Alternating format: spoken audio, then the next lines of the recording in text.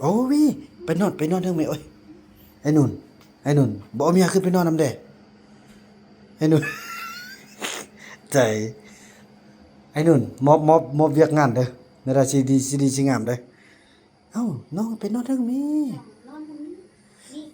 ป้าบ่โอ้โธ่ว่า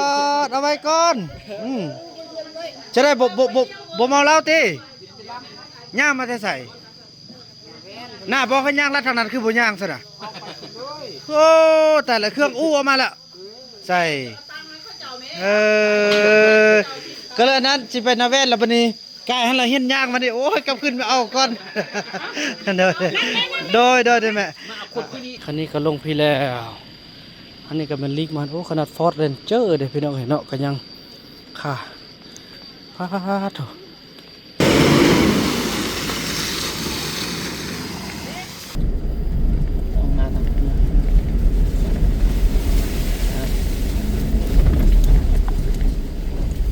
ขอบใจFCผู้มีน้ำใจแบ่งปันเหมือนฟ้าบันดาลให้สร้างรายการนี้มาสวยเหลือคนทุกข์คนจนหรือคนด้อยกว่าด้วยแห่งศรัทธาบุญนำพาได้มาร่วมทาง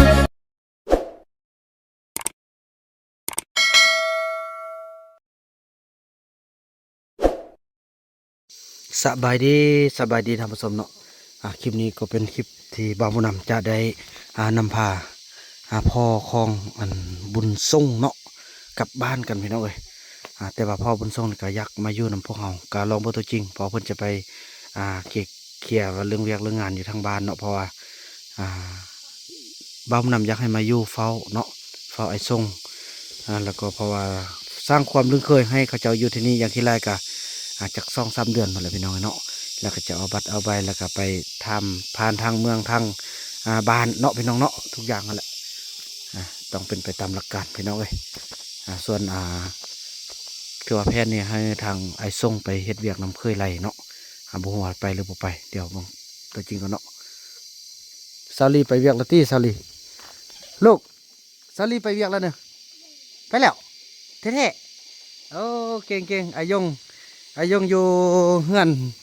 ลิ้นโทรศัพท์เด้อลูกเด้อเฝ้าเฮือนเด้อแสดงพากันล้างแล้วถ้วยบ้วงน่ะนี่บุล้างเถอะลูกล้างถ้วยกันแม่ไปเอาไปก่อนลูกซักไปก่อนไหมหาไม่เท่ามีดไปเบิ่งอันดีพ่อจะให้อันแม่นกถ่ายคลิปเด้อพอแบ่งเวียกกันพี่น้องเอ้ยเนาะโอ้ยเฮ้ยพาลูกไปล้างถ้วยเด้อล้างถ้วยเด้อใกล้ขึ้นเปื้อนหมดแล้วนะเด้อนี่อายงลูกก็ไล่ใกล้ได้แม่บ้างหน่อไล่ใกล้ได้ไหมใกล้ซ่าหมดแล้วนะไว้นู่นพากันล้างแล้วเราไปไว้ลุ่มเด้อลูกเด้อฉะนั้นแหละเบิ่งเวียกลูกเอ้ยบ่ลิ้นโทรศัพท์ละลาดเอ้ยเวียกกับบนักบนหน้าเราหาล้างถ้วยล้างบ้วงซะแหละ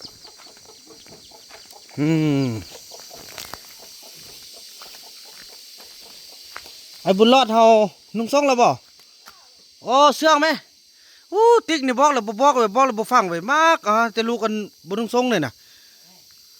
ไปอุ้มลูกไปอื่นไว้มูจิตเวียกไว้ไปอุ้มออกไปเอาไปอุ่นก่อนบอกให้ลูกนุ่งเครื่องได้บ่เฮ็ดนั่นน่ะ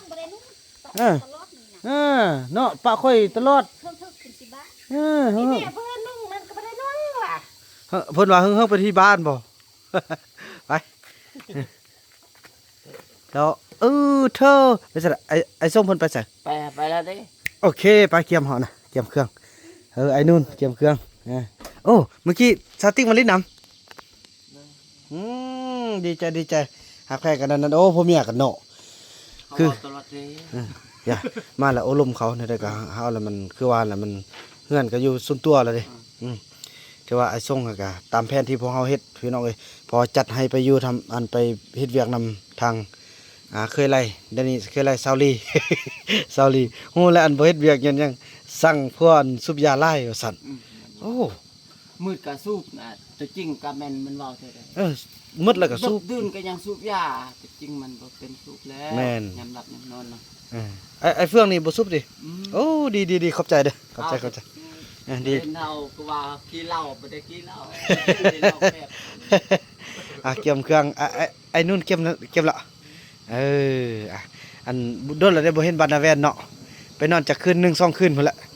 เกี่ยมเด้อน้องก็สิไปเกี่ยมอันเครื่องก่อนเกี่ยมเครื่อง ม่วนก็ ฮะ ม่วน เครื่องมือไปรถตึมเอาเพิ่นน่ะ ไปรถเก็บ ไปรถน้ำปุ้ยเอา เก็บนี่มันบ่ม่วนเพลงไปรถเก็บพุ่น ไอ้นู่นเพิ่นว่าบ่ม่วน อาจจะสั้นเลยพี่น้องเอ้ยเนาะถือว่าเบานำเกี่ยมเครื่องแล้วก็เกี่ยมเดินทางกันทักลูกพี่น้องเอ้ยโอ้อันนี้ระวังได้อันนี้ก็ถือว่าเดี๋ยวนี้หั่นบ่าวบุญนำได้ซ่อนได้ส่วนอันทางบุญรอดแล้วก็ทางสาวติ๊กไปนำเนาะนู่นเนาะเอาจุลูกไปเที่ยวได้เนาะไปนำกันเนาะพอดีไปไอ้ยงลูกพาไปกันได้เนาะยืนนำแม่นกเด้อไปเกี่ยมไอ้บุญรอดไปเที่ยวมื้อนี้ไปเที่ยวบรรณาแวนเนาะเอาไปนำกันเป็นครบเนาะเป็นครอบครัวใหญ่เฮ้ย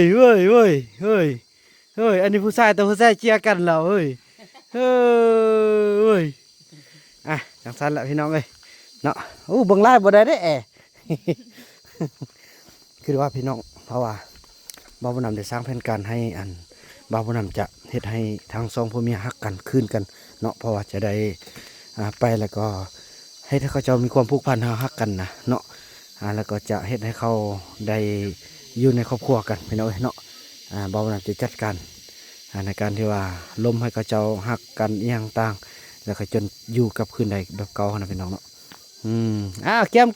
มไปเที่ยวเนาะเอาไปเที่ยวนำกันมื้อนี้เนาะ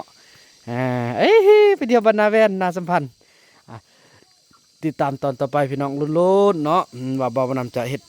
อีหยังมีกิจกรรมอีหยังต่างเพราะอยากบ่อยากกะสิให้เขาเจ้าทบทวนความฮักคืนให้ได้เนาะพี่น้องเอ้ยตอนนี้สาวติ๊กก็ขึ้นมาแล้วขึ้นมาโอ้ดีใจเนาะเนี่ยโอ้มื้อนี้นี่ไอ้นู่นก็โลสาวติ๊กก็งามบุญรอดก็คำฮูสบายดีท่านผู้ชมได้ลูกสบายดีเด้เห็นบ่เป็นก็บ๊ายบายดูบ๊ายบายแน่ โอ้เก่งเดี๋ยวสลัดเด้เนาะถือว่าจังซั่นแหละพี่น้องเนาะพวกเฮาก็จะเตรียมพากันเดินทางกันเด้พี่น้องเอ้ยเนาะพบกันแต่ละระยะพี่น้องพอมื้อนี้ก็ดีใจทางสาวติ๊กเนาะแล้วก็ทางเบานูนแล้วก็พาลูกไปเที่ยวพี่น้องเอ้ยเนาะโอ้ดีใจมื้อค่ำนี่ก็จะแม่นเปิดบรรพักให้อยู่ห้องเดียวแหละพี่น้องเอ้ยเนาะพอได้ก็ดีใจเนาะถือว่าขอบใจทางทางพี่ที่ว่าได้โอลมช่วยให้ทางสาวติ๊กและเบานูนถือว่าทางไอเฟื่อนเนาะก็ถือว่าเป็นคนหนึ่งที่มาพัฒนาช่วยบ่าวบุญนำได้พี่น้องเอ้ยเนาะโอลมทางไอบุญทรงเนี่ยแล้วก็โอลมทางบ่าวนูนสาวติ๊กเนาะแล้วก็ทุกๆคนที่ว่าอยู่ในภาคทองเหลืองถือว่าไปนี่ก็ไปเบิ่งเนาะไปขอพี่ขอบน้องกันว่าเป็นกันว่าบ่มีปัญหาหยังแล้วก็มาอยู่นำลูกนำหลานเราก็เอาไปเนี่ยก็คนอื่นไปยังยินที่อยู่เนาะงั้นเนาะเฮาก็มาพี่น้องก็สิไล่เป็นเงินเดือนให้เด้อเพราะไอ้ทรงนั้นก็อยู่ได้ประมาณเดือน1 2เดือนแล้วก็ค่อยว่ากันอยากได้โทรศัพท์นะเนาะเจ้าสันพี่น้องเอ้ยเนาะดีใจที่ว่าทุกอย่างลงตัวไปด้วยดีเนาะขอให้เดินทางโดยความปลอดภัยพี่น้องพบกันแต่ละระยะพี่น้องเนาะพี่น้องเอ้ยแล้วเฮาได้เดินทางมาฮอดนี้เนาะพบคำน้อยพี่น้องเอ้ยเอาไม่อยากไปพบคำน้อยอยู่นี่ว่ะ เฮาเร็วเพิ่งเอามันทำ เม่นแทนบ่ เม่นแท้ พอดีขับรถไว้เด้อ นี่จื้อหมวกนั่นน่ะ น่ะย่อขึ้นไปถึงพุ่นละ เอามันไปหาเขา ตายนั่นนี่คำน้อยนี่มันน่ะเด้โอ้ยเป็นบาเป็นเมาละ อันที่เฮาเร็วเพิ่งไว้ เนาะเด้อเห็นคนอยู่ใส่ก็ขึ้นไปเนาะมันเขาเฮ็ดยังนี่ ยังจะบ่แม่ แม่นแทนบ่ นี่หมวกนะ แม่นแท้นี่แม่นโอ้นี่มึงมาให้ยังเขาเอามึงเขาสิว่ายังกันเอา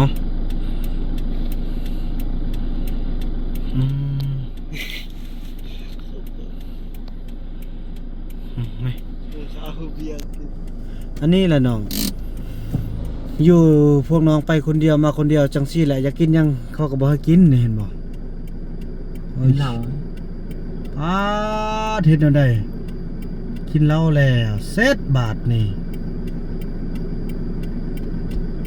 หุ่นเขาเอาน้ำมากิน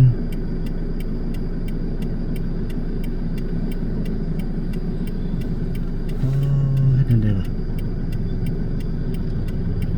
เอาไปแล้วป่าไปอะไร เขาออกมาสิเด้อ เอาย่างมาแล้วไปทางพุ่นอุ้มมา ป้าไหนเฮ็ดแนวใดวะจิแวะเอาบ่หึ เอาเลยเอาแท้เอาไปแล้วป่าเลยเอามันไปเลยที่ข้างนอก เอาขี้ข้างล่างมาอีกต้นสัตว์เนาะ คันเจ้าป่านี่มันเราก็ได้พูดได้เว้น อืม ไปเห็น ลงไหมพี่น้องเอ้ยคือว่าต้องเมาขนาดแหละไปนี่แหละแม่นเบิ่งว่าจังซี่ซะหาขี้ทางหลังเนาะแล้วเรายึดไว้เนาะ อ่าพี่น้องเอ้ยปาดโถเฮ็ดแนวใดวะน้าอ้ายเขาก็ปาดนั่นไว้ซะได้วะ เอาเขาไปเอาก็ได้เอาเขาไปเอาไปเอา เบิ่งพอเด้อน่ะเอาเด้ออีดูต้นสัตว์เนาะไปไอ้นู่นเบิ่งรถเด้อข้ามเบิ่งรถก่อนเด้อโอ้พี่น้องเห็นกันพอเด้อให้รถมาก่อนเด้อพอเด้อรถข้ามก่อนเด้อ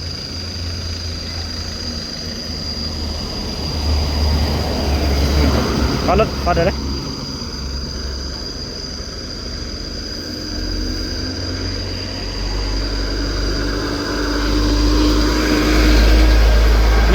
ยังรถอยู่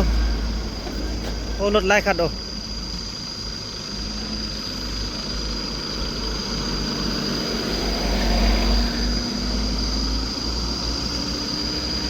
เอาข้ามเลยค่อยข้ามโอ้พี่น้องเอ้ยแต่จากหัวเอ้ย เฮ้ยอีกคำน้อย โอ้กินน้ำตีผมเป็นกินร้านสบายดีมาสักคนสบายดีโดยพอดีพากันโดยสบายดีโอ้โถว่าเอาไว้ก่อนจะได้บ่เมาเหล้าตีย่างมาแต่ใส่หน้าบอกให้ย่างรัดทางนั้นคือบ่ย่างซะนะโอ้แต่ละเครื่องอู้ออกมาแล้วใส่ก็เลยนั้นสิไปนาเวศแล้วบัดนี้กายให้เราเห็นย่างมาดิโอ้ยกลับขึ้นไปเอาก่อนโดยแม่บ่แปลว่าสิไปอันนาเวนแล้วบัดนี้พอดีมาจวบเลยไม่เอาเลยเอาคืนเนื้อโดยซาวติ๊กก็มาก็มื้อนี้น่ะในอยู่ในรถนี่อันนี้นะพอตรงเรื่องคนป้านะแม่เราไปนาเวนพุ่นมาน่ะโดยโอ้ขอบใจอันนี้ล้างรถเนาะโอ้โดยเราขับคนรถโดยล้างเทน้ำข้นคืนนี้โดยส้มขันพับโดยบ่ทันจีอันนั้นก่อนพี่น้องเอ้ยเนาะก็สิได้เกี่ยมพากันเดินทางกันอันนี้เพิ่นได้มาแต่ไสนี่น่ะโอ้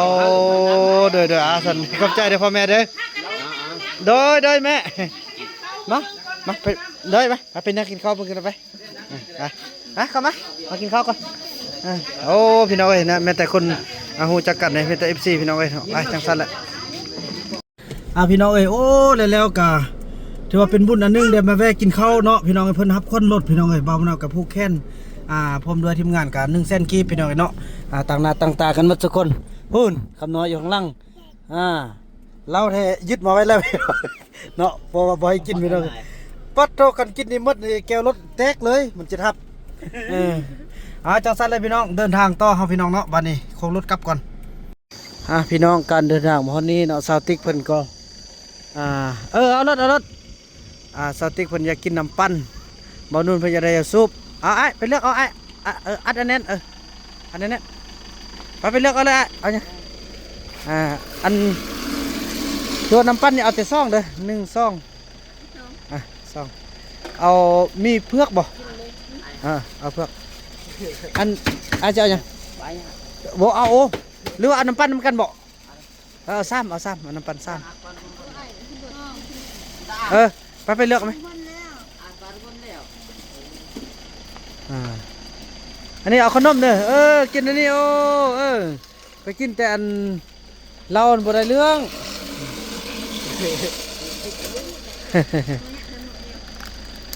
อยากคนสะอาด เหยอกหมด เดี๋ยวละ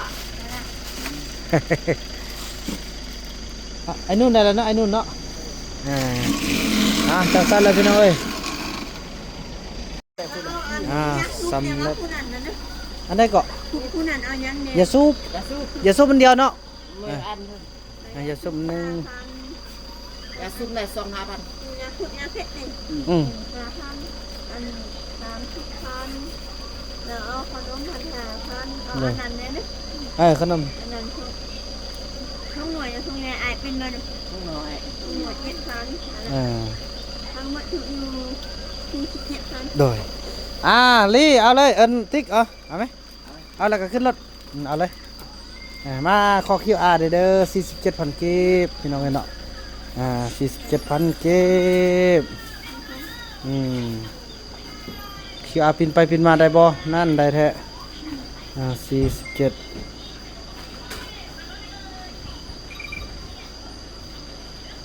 เลิบ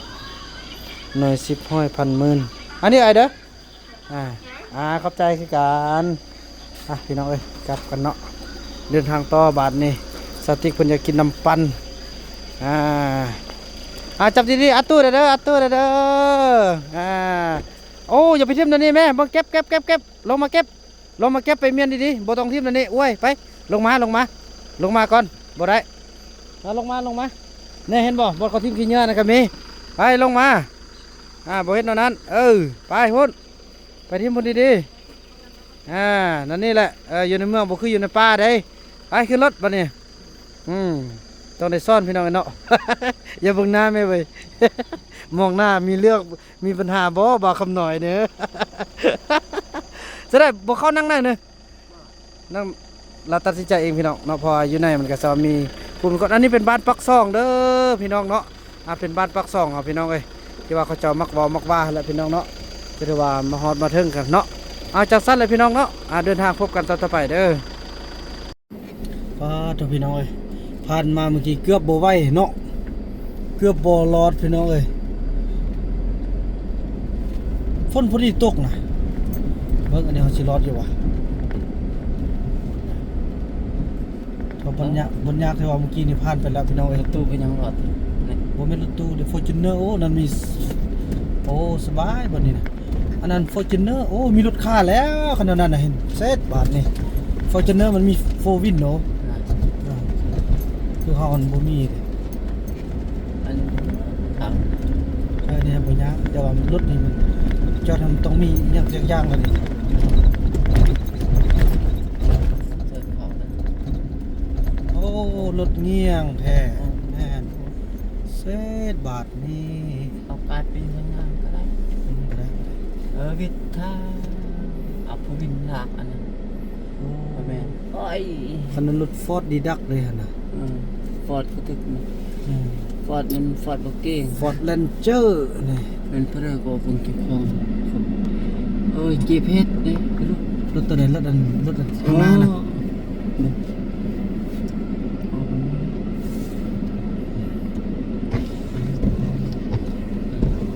คือรถเก็บเพชรมั้งเก็บเพชรรถมีจริงถึงกันเอาเห็นกายเขานอนรถนี่ก็ไปนอนอีกที่นี่อีก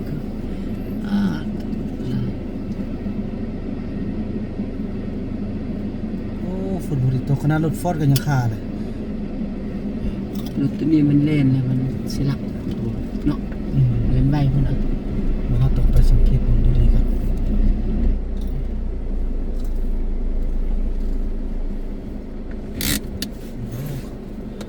เดี๋ยวเบิ่งกันเลยก่อนเด้อ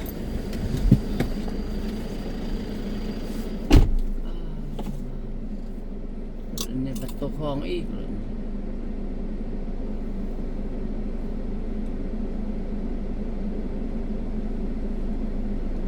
เลยรถซิ่งดึงกับผม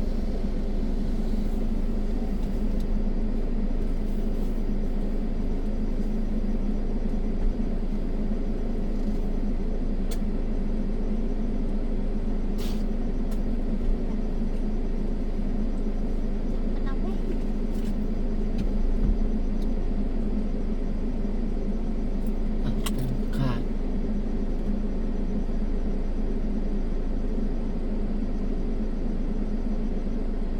ไปยังก็บอกกัน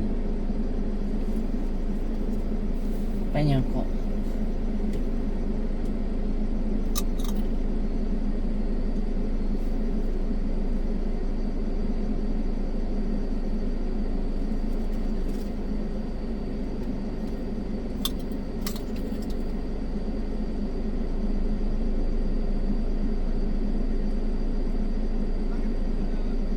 เจ้าหมอข้านเจ้าหมอไม่เจ้าหมอน่ะไปยังน้องเขาน่ะอันนี้น้องเขาโอ้ยนั่นก็จอดนี่ก่อนเขายังแก่ไข้รถโอ้ถนนตลาดพี่น้องเลยลงนี่ก็ได้เลย ลูกนี่ก็นึกบนรถ โอ้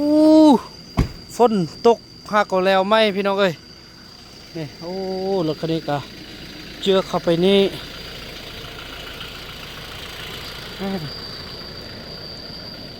โทพี่น้องเอ้ยไหมเนาะคันนี้ก็ลงพี่แล้วอันนี้ก็เป็นลีกมันโอ้ขนาดฟอร์ดเรนเจอร์เด้พี่น้องเอ้ยเนาะก็ยังค่ะพาโถนี่คันเขามาแถวนี้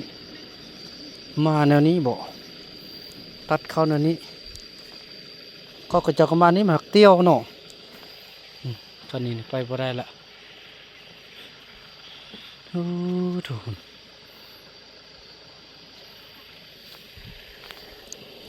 ไปช่วยเพิ่นก่อนพี่น้องช่วยกันค่อยว่ากันเนาะจะว่าอยู่ช่วยกันพี่น้องกันแล้วไปคันหนึงโทษอันนี้กับบกาแล้วดีนะมันแห้งได้นึงก่อนรถเอื้อยเพิ่นผ่านไปละรถเมฆท่านยันจิปักงับคำอันคันนั้น มันแห้งเติมได้นึงก่อนเนาะมานี่มันรีบเข้าห้องนี้ไปนี่มันก็สิเจือดคือเก่า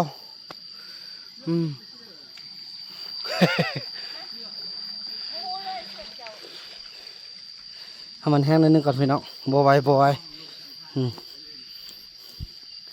รถมีโฟนะมาเลยก็ได้คอยคันมา บ่มีเนี่ยเอาฟอร์จูเนอร์นี่บ่มีวะ เดี๋ยวมาจูนี่มีแต่รถแต่งมันนะ มีแต่ไฮไฟเนาะ เมื่อกี้ตัวคอยยังน้อยเดียวซื่อๆ เนี่ยจีด้านคันนี้นั่นเฮ้นี่นะมานี่นึงเนาะเนี่ยปานนั้นมันเจือดไปหน่อยก่อนนะเนาะเจือด น้อยเดียวซื่อๆหัวใจป้า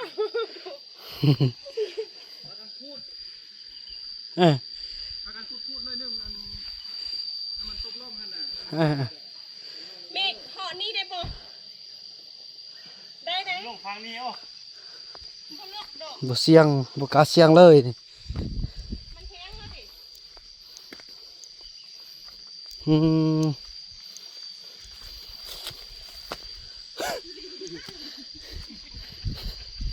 เสร็จแล้ว เอาได้เล่นไก่กาอะไรอยากทานอะไร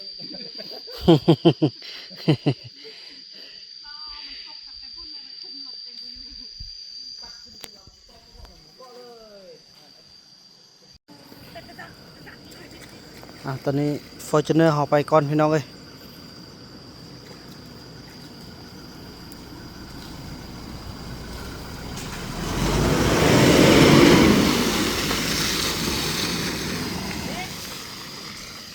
โอ้ได้แท้ล้อมเฮาบาดนี่ ไปแม่อายเจ้า เนาะไป ไปตอน เลย คนหลายนี่แหละ ไปคันค่าก็ได้ดึงขึ้นรถพี่น้องเอ้ยพอดีเข้าเป็นห้องเฮาแล้วเนาะ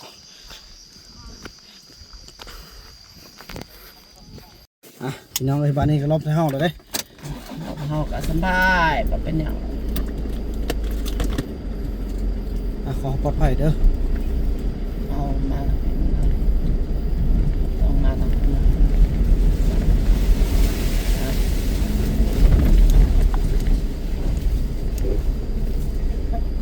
โธ่นั่นแหละพี่น้องเอ้ยไวอยู่บ่โอ้มันคันรถคันนี้บ่ค่านี่เฮาไปต่อได้นั่นนี่เนาะนี่ไปจอดนี่เต็มร้อยน่ะลืมบอกเข้าไปทางหน้าตึกก่อน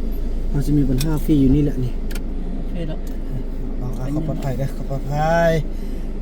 ปลอดภัย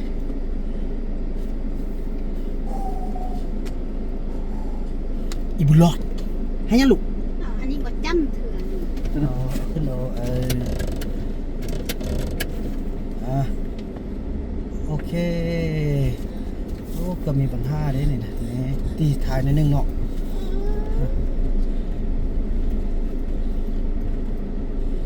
ปลอดภัยกันโอ้บ่ฮู้จั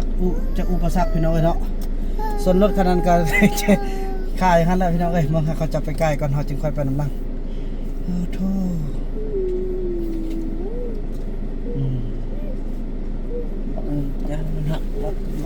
ขับรถอันตัวเองรถนักเลยไปเข้าแคมป์เนาะ ธรรมดาต้องเอาขึ้นเครื่องพีโอเหยียบกัน ใช่บ้านนี้ บ่มีสมาธิเขาต้องเบิ่งโอ้รถเยอะนักครับก็ต้องไปแคมป์ได้เพราะว่ารถปั้นหนักเพราะว่ารถเก่า โธ่ปันนั้นยังหุ่นปัดสายปัดข้อได้เฮาก็ได้เพราะว่าได้เฮามันรถเบาเนาะ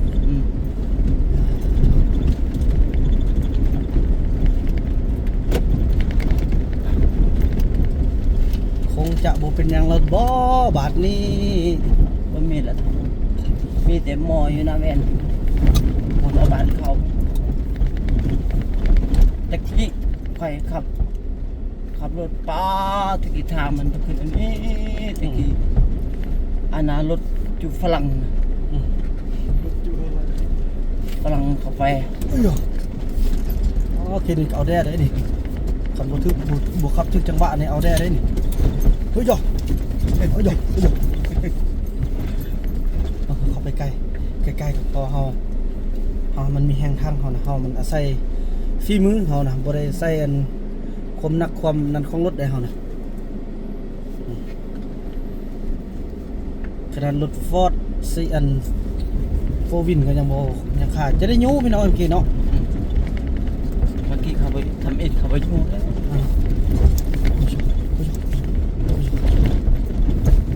ไปเด้อลูกไปเด้อลูกไปเด้อ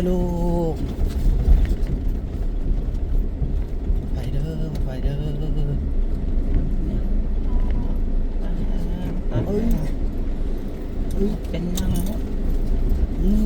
โอเคไอ้บุญรอดกับเบิ้งย่อเบิ้งนี่พอขับรถนะลูกระวังจะสิเกี่ยวเด้อเนี่ยแค่ไหนไปตามลองนี้เนาะ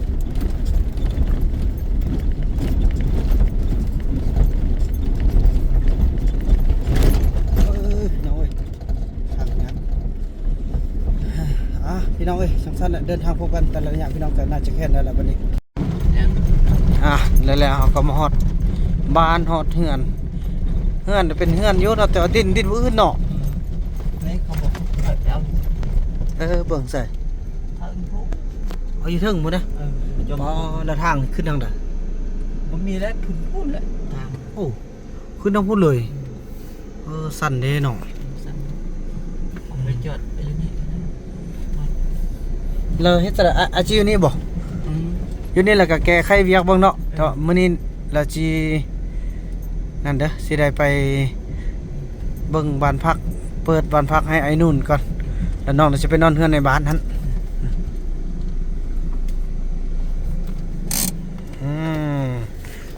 อันอยู่นี่ฮะกันเด้อไอไปส่งเข้ามานึงกันส่งเข้าอันพอเด้อโอเค ไปเห็นกูไปเบิ่งเห็นกูบ่ ไปย่ามเพื่อนไอ้คำน้อยสลับไปย่ามเพื่อนอันอันบุญรอดนอนเนาะบุญรอดนอนอยู่นี่อัดตุ๊ไปย่ามเพื่อนเพิ่นก่อนเนี่ยอันตีคืออันบนเขาปั่นฮะน่ะอยู่เทิงพุ่นน่ะโตทางเลยอยู่ทางไหนทางรถเยอะขึ้นบ่ได้บ่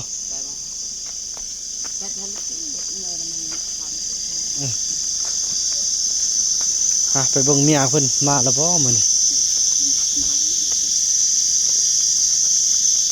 ไปมื้อนี้นี่เจ้ามีหน้าที่ไปโอ้ล้มกับอันพี่น้องเด้อโอ้ล้มกับพี่น้องแล้วก็อีหยังต่างกันว่าเราตกลงแล้วก็แม่นน้องก็สิเล่นไปเล่นมาดอกอายุนี่ฮะไปเล่นไปเล่นมาขนาดแล้วก็เฮ็ดใบยกย้ายจากบ้านหั่นบ่แม่นบางอย่างบางอย่างยืนที่อยู่ทั่วบ่อยู่เด้อโอ้น่ะพี่น้องเอ้ยถือว่าอยู่เฮือนเข้าสิอันนี้เตียนใหม่จ้ะบ้านน่ะสังกะสีสังกะสีจักแผ่น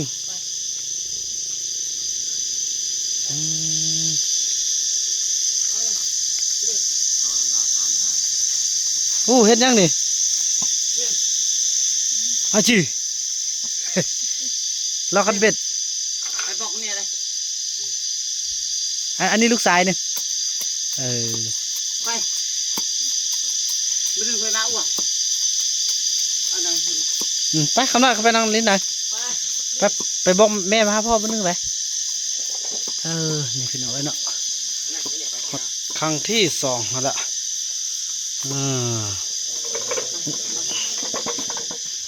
นี่ ส่วนนี้นี่เขาไป เธอดีใจเนาะไอ้ ลูกนี่จะบอกเขาฟังไปไปยังไปกูไปนำเปรี้ยว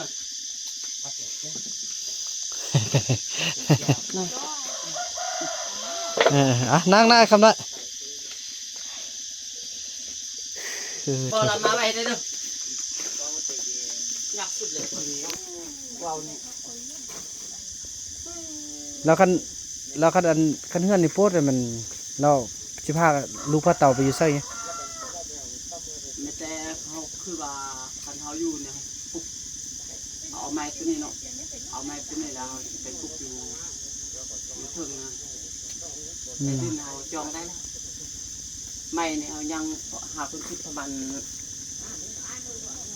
ณ20 แพร่20ตู้เนี่ยก็ได้แล้วเขามีพันหาคน15ครบมาแล้ว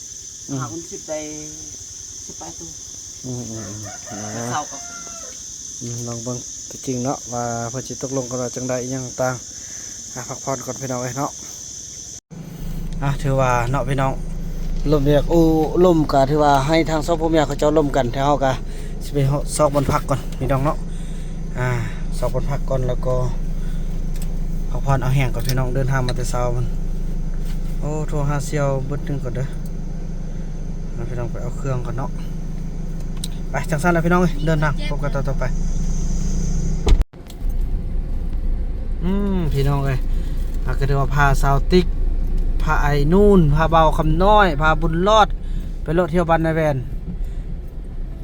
อันนี้มันบ่ติ๊กบ้านนาแวนนะน้องก็เคยมาในตะกี้น่ะเคยมาเนี่ยกระจื้อแท้แม่นแท้มันส่งไกลมากมันกับแอน บ้านน้ำซองบ้านฮอกใกล้มาเนาะเนี่ยพี่น้องเขาเจ้ากระจื้อเที่ยวมื้อนี้มาเที่ยวพี่น้องเอ้ยเนาะมาส่งทางไอ้เฟืองเนาะแล้วก็เพิ่นก็โอ้ลมกับพี่กับน้องว่าสิมาหาเงินนำบ่าวบุญนำและมาอยู่นำบ่าวบุญนำเพื่อดูแลไอ้ส่งเพราะไอ้ส่งยังบ่ทันลึงเทื่อพี่น้องเอ้ยคันว่าได้ไปพี่น้องมื้ออื่นก็จะได้เอาบัตรเอาใบเนาะก็คือใบยังยืนที่อยู่จากบ้านแล้วก็ไปซื้อข้าวซื้อน้ำใบให้ลูกให้เมียพี่น้องเอ้ยสำคัญก็ให้ลูกคนแหละเพราะว่าเมียก็นั้นแหละพี่น้องเอ้ยเนาะก็ถือว่าแต่ที่จริงแล้วเขาเจ้าบ่าวนำมาโฮมื้อนี้พี่น้องเอ้ยพี่น้องมงเฮานี่เนาะซาลาวองฝังคันว่าได้เคยได้ผัวมาหลายคนโดยสมมุติว่าได้ผู้ที่2ผู้ที่3สินะแล้วคันมีลูกมานำอีหยังต่างนี่บ่ได้แต่งเลยพี่น้องเอ้ยแล้วก็บ่มีเบอร์มีหยังเลยอยู่นำกันซื่อๆอย่างนี้กันนี่กันซื่อๆพอมันอันนี้ไอ้เฟืองนี่เราเป็นคนที่7แล้วพี่น้องผัวเนาะแต่ละคนเราก็มีลูกมีเต้ามาอยู่นำเรานี่สมบ่มีนะฮะก็เลยว่าเป็นแนวนี้เนาะจะสบายนะนึงอยู่ด้วยความฮักความแพงพี่น้องเนาะฮักกันก็อยู่บ่ฮักกันกับนี่จังซั่นแหละแต่ว่าคนก็เมียก็เป็นคนที่ไปพี่น้องเนาะ บ่ค่อยอยู่เฮือนว่าซั่นซะมีแต่ผัวอยู่กับลูกบ่มีหยังกินก็พากันซอกจังซี่แหละคือเอาเห็นแหละไปเอามาคอมักอันไม้ปลามาค่ายเอาเงินเอาคำมาซื้อของอยู่ของกินให้ลูกให้เมียพี่น้อยแต่ว่าเมียบ่เป็นเมียเด้เนาะบ่คือเมียผู้อื่นเพิ่นว่าแต่ก็อดทนสู้ไปอันใดก็ได้โอ้อันนี้มันยังอันนี้นะบ่แม่นเนาะคือว่ามันมากอันนั้น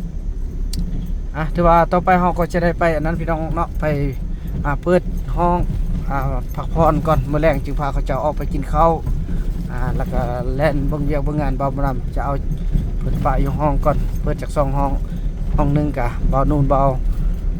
บุญรอดแล้วก็ทางลูกชายทางนางติ๊กเนาะแล้วห้องนึงก็ไว้ให้เบาบ่นำแล้วก็ทางคำน้อยพี่น้องเอ้ยเพราะว่าบ่ได้บางเทื่อมื้อแรงคันว่าอาชีพบ่ได้นอนแหละทางเงินในบ้านแต่ว่าสิไปหาเพิ่นไปลมเรื่องเวียกเรื่องงานจังซี่พี่น้องเนาะจักก็สิได้ไปหาเพิ่นพอบ่ได้มาจักเทื่อบ่ฮอดจักเทื่อเนาะมีแต่โทรลมกันนี่อันนี้งานโอ้พี่น้องเอ้ยก็อยู่ในนี้ซื่อๆเด้พี่น้องเนาะแบบว่าเขาเจ้าดินเขาเจ้านี่เขาเจ้าผู้เงินนี่แล้วเขาเจ้าค่ายแต่เฮือนพี่น้องล้าน7แสนเนาะซื้อมาได้4ปีแล้วดินเนี่ยบ่ได้ค่ายเด้เนาะแล้วบัดนี้ซื้อเฮือนอยู่ดินของเขาเจ้าซื้อเนาะพี่น้องเอ้ยไปเบิ่งบัดพักแล้วก็นอนกันเนาะผ่อนก่อนเพราะขับรถมาตั้งแต่เช้าตอนนี้ก็เวลาอยู่1 โมงตรงแล้วแหละพี่น้องพอ59แล้วเนาะ12:59แล้วจังซั่นแล้วพี่น้องเอ้ยพอเฮามาฮอดบ้านพักแล้วพี่น้องเอ้ยเนาะอันนี้ก็เป็นฮานเป็นตลาดพี่น้องเนาะอยู่ใกล้ๆกันนี่มีตลาดแล้วก็บ้านพักก็อยู่นี่พี่น้องเนาะพอพวกเฮาก็จะได้ขึ้นไปพักอยู่นี่เลยพี่น้องเนาะโอ้รถนี่จอดไว้ใส่นี่แบบมีบนจอดบ่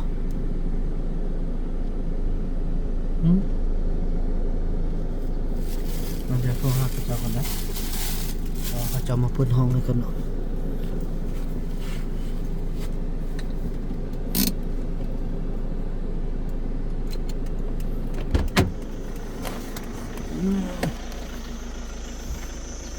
มาวันนั้นโตถ้ากระเจ้ามาเปิดห้องก่อนพี่น้องพี่น้องเนาะแล้วพวกเราก็ได้มารอท่าเวลาอย่างนี้พี่น้องจนฮอดตั้งแต่พุ่นเนาะพี่น้องเนาะตั้งแต่12 โมงจนฮอด17 โมงไป2 นาทีถือว่าบ้านพักพี่น้องเนาะนี่บ้านพักเพิ่นก็เจ้าของเพิ่นไปให้พี่น้องเนาะโอ้บ่คืออยู่ในเมืองเลยพี่น้องเพราะว่าเพิ่นอยู่ไกลเนาะเพิ่นน่าจะมาตอนค่ำพุ่นแหละแล้วก็มาเช็คเบิ่งว่าบ่อนกินข้าวกินน้ำก็ถือว่าบ่มีพี่น้องบ่คือในเมืองอีกบ่มีหาอีกฉะนั้นบ่นำก็ได้ออกตลาดเนาะจะไปออกตลาดไปซื้อซีนซื้อหยังต่างๆมาคั่วซุ่มเพิ่นก็บอกล่ะหากินข้าวน้ำมันน่ะโอ้ใจดีเด้อว่าพี่น้องเนาะก็ถือว่าได้สินเนาะเพิ่นก็เป็น FC เฮาเด้พี่น้องถ้าบ่เป็น FC ก็บ่ฮู้ว่าจะเฮ็ดจังได๋พี่น้องเนาะก็ถือว่าเพิ่นให้พวกเฮานอนกินน้ำพักผ่อนท่าเวลากะจนค่ำเนาะแล้วตอนนี้ก็ถือว่าบ่มีบอนที่ว่าจะกินข้าวก็สิกินน้ำเพิ่นก็บ่ให้ซื้อหรอกแต่ว่าบ่าวนำก็เกรงใจมาไล่ฉะนั้นบ่าวนำสิออกตลาดไปซื้อประเภทป่าบ่ประเภทอีหยังต่างเนาะประเภทซีนที่ว่าถ้ามีอยู่ในตลาดเนาะแล้วก็ว่ากันต่อไปพี่น้องเนาะจังซั่นแล้วพี่น้องพบกันต่อไปเด้อพี่น้องแล้วเฮาก็มาฮอดตลาดกันเนาะก็ถือว่าได้มาเห็นไอ้เฟืองเฮาเนาะพี่น้องก็ได้ลมกันเนาะเพราะว่าตั้งแต่มือเบานำมาครับนะเมียบ่มาฮอดเฮือนจักเทื่อเลยพี่น้องบ่เฮือนจักบาดเลยเนาะไปซอกบังเขาอยู่ของกินกันก่อนพี่น้องว่ามีหยังได้เนาะพี่น้องไอ้นู่นบ่นี่ นู่นไปอย่างนู่น เฮ้ยไปหยังซื้อขนมมาลูกโอ้เด้อขอบใจเนาะพี่น้องพอเมื่อกี้นี่เฮาก็ได้ไปอบรมในบ้านแล้วเนาะก็ได้สำนึกกันไปแล้วพี่น้องแล้วเพิ่นให้คำตอบว่าแนวใดเรื่องเอกสารมื้ออื่นแม่นบ่เฮ็ดให้ถือว่ามื้ออื่นเฮ็ดให้ไปเพราะว่าพี่น้องเนาะน่าเห็นใจพอครอบครัวก็มีปัญหาเป็นตายานเนาะแล้วก็ในบ้านเพิ่นก็เห็นดีแต่พี่น้องเพิ่นก็ดีใจที่ว่าได้มีคนมาช่วยคือบ่าวนำมาช่วยเพิ่นเพราะว่าเขาเจ้าก็จังซั่นแหละมันก็บ่มีความสุขอยู่ในครอบครัวนะเพราะว่าเท่าไหร่ก็ถึกเมียเอา เอาผ้ามาแลกคอจากเทือนแล้วก็ 2 เดือน ซ่องเทือแล้วพี่น้องซ่องเทือนบ่โอ้นี่พี่น้องอันตรายที่สุดพี่น้องเลยเนาะเพราะว่าก็ถือว่าอยู่นำกันบ่ได้เนาะสถานการณ์ได้ครอบบ้านครอบกันจะตั้งแล้วก็ตอนนี้ก็ยังสิไปครอบอันพี่น้องตึมพี่น้องสันจำแต่ละคนครอบหมดเนาะแล้วก็ถือว่าอันบ้านเฮาไปเว้ามาแล้วเนาะถือว่าใบเท่ามื้ออื่นสำเร็จเนาะใบมื้ออื่นสำเร็จพี่น้องเอ้ยจังสันแหละเบิ่งสิเอาป้าไปแว่ให้อันทางเขาเจ้านี่ครัวไว้ท่าแล้วก็ไปทางใดทางพุ่นทางไหนทางพุ่นเบิ่งบ่นำจะเอาปลาบ่อยู่นี่ท่ากันบ่ ตาเคยมาเด็กคน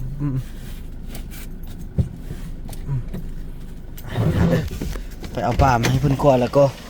โอ้มันพาคนก็บ่ทันมาแล้วเนาะโอ้พี่น้องเอ้ยซื้อปลามาคั่วซุ่มกัน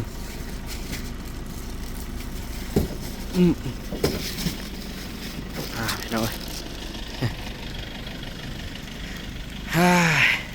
จัดสั้นพี่น้องเนาะซื้อปลาพี่น้องบ่ว่าซีนบ่มีซื้อปลาอยู่2 โล 3 ขีดพี่น้องเนาะ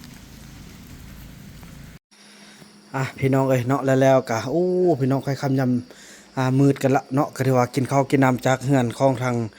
เอ้ยสินเนาะถือว่าสำเร็จเนาะพี่น้องเอ้ยก็พากันย้ายมานี่ส่วน2พ่อเมียนี่พี่น้องเอ้ยเห็นบ่นอนนี้เนาะพากันสร้างล็อกบ่นี่นะ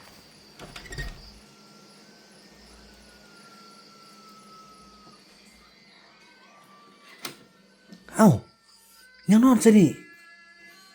ยังบ่ขึ้นเปิดพัดลมโอ้บ่ปิดเพลงบ่ไอ้สิเปิดพัดลมให้โอ้ ให้มันเปิดให้มันเย็น บ่ได้มันร้อนบ่ไอ้สิเปิดดูดอากาศให้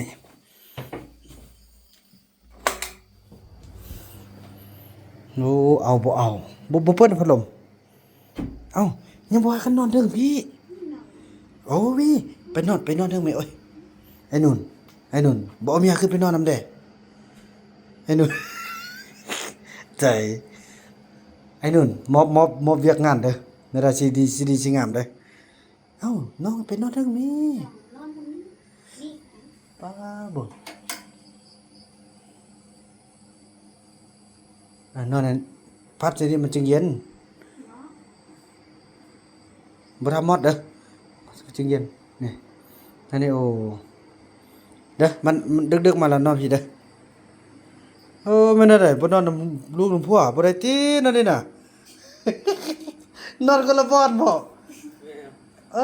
ตายแม่ตั้งจัดซากให้นอนนำกันดีดักไปนอนคนละบ่อน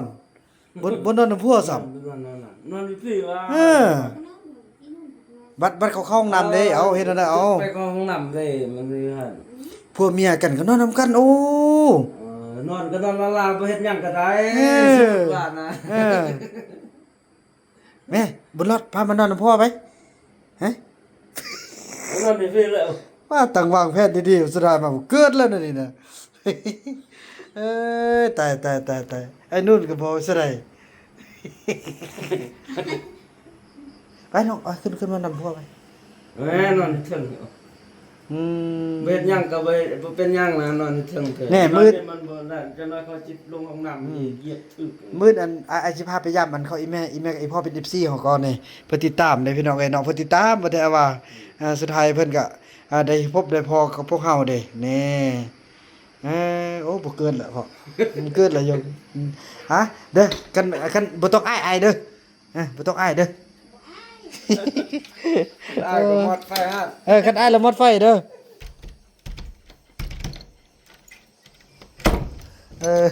เอาพ่อโชคดีพ่อนี่บ่าวบุญนำกับบ่าวคำน้อยก็มันนอนอยู่พี่ป้าเธอคอเนี่ยเนาะได้ป่ะรับฟันดีพ่อเป็น FC เฮามื้ออื่นเพิ่นก็สิมอบเงินช่วยเหลืออีกพี่น้องเอ้ยเนาะแต่ว่าโอ้มื้อนี้ก็ห้อง150,000ถึงอยู่300,000 2ห้องถึงอยู่300,000ก็ถึงอยู่6 5 30 6 4 24 6 4 24ประมาณ400 บาทพี่น้องเอ้ยเนาะประมาณ400 บาทกับห้องพัดลมก็โอเคอยู่พี่น้องเอ้ยเนาะไปเช็คห้องน้ำนี่เด้อห้องน้ำเด้อไอ้คำหน่อยเด้อห้องน้ำโอ้บ่จับบ่เฮ็ดง่วงจับเด้อเนาะห้องน้ำก็โอ โอเคอยู่เนาะอืมป๊อดยังบ่ล้างตีนเด้ตีนเปื้อนบ่เปื้อนโอ้ตีนอายเนาะตีนอายไปอันเอาไปเปิดอันนั้นเมื่อกี้น่ะเนาะน้องล้างตีนเหรอวะล้างตีนเดี๋ยวโอ้ไปล้างตีนแล้วเซ็ตนี่ดีๆไว้นี่เห็นบ่เปื้อนนี่บ่น่าโอ้บ่ได้เดี๋ยวนี้นะถือว่านั้นแหละพี่น้องเนาะถือว่าคลิปนี้เบานำจะขออนุญาตจบคลิปแต่สำนี้ก่อนเนาะพี่น้องเนาะแล้วก็พบกันใหม่ในคลิปต่อไปเด้อคลิปนี้เบานำขอกล่าวคำว่าสบายดี